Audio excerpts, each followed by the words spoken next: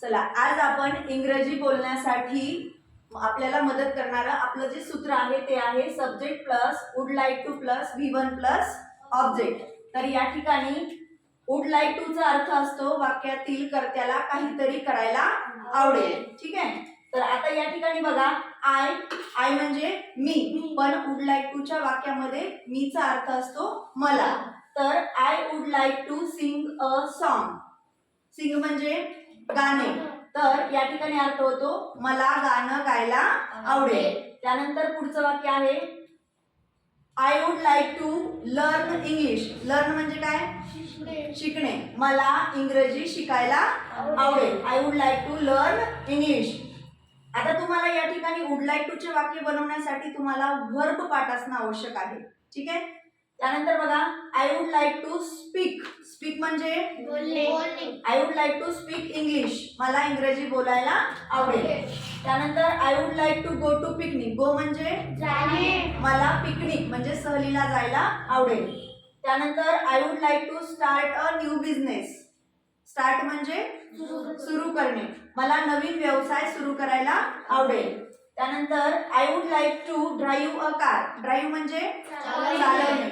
मला कार चालवायला आवडेल. त्यानंतर आहे I would like to clean my room.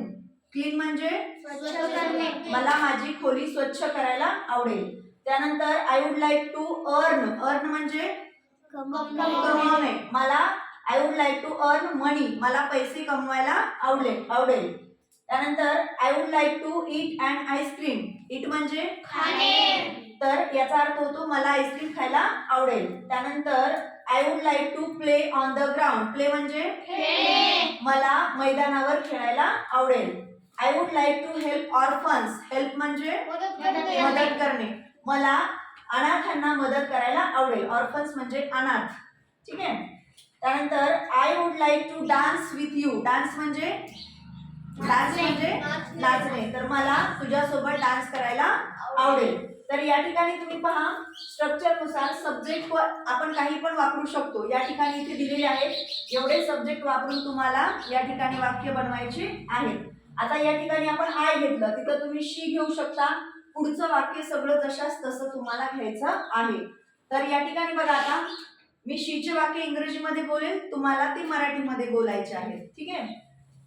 She would like to sing a song. तिला गाणं गायला आवडेल. Very good. She would like to learn English. तिला इंग्रजी शिकायला आवडेल. त्यानंतर आहे she would like to speak English. तिला इंग्रजी बोलायला आवडेल. She would like to go to picnic. तिला सहलीला जायला आवडेल. She would like to start a new business. तिला नवीन व्यवसाय करायला आवडेल. तिला नवीन व्यवसाय सुरू करायला आवडेल. She would like to drive a car. तिला गाडी चालवायला आवडेल. She would like to clean. आता इथे माय रूम आहे. ठीक आहे. तर तिला तिची खोली साफ करायला आवडेल. तर इथे मायच्या ऐवजी तुम्हाला काय करायचं आहे? Her. She would like to clean her room. तिला तिची खोली स्वच्छ करायला आवडेल. त्यानंतर आहे she would like to earn money. तिला पैसे कमवायला आवडेल. She would like to eat and ice cream. तिला आईस्क्रीम खायला आवडेल. She would like to play on the ground. तिला मैदानावर खेळायला आवडेल. She would like to help orphans. तिला अनाथांना मदत करायला आवडेल. She would like to dance with you. तिला तुझ्यासोबत डान्स करायला आवडेल. तर अशा पद्धतीनं तुम्ही ही करता घेऊन, दे करता घेऊन, त्यानंतर वी, यू, राजू, रिया असे करते घेऊन या ठिकाणी आपण 12 वाक्य बनवले.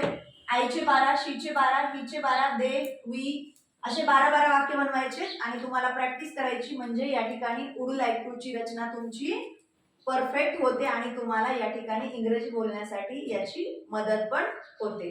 लिहून घ्या.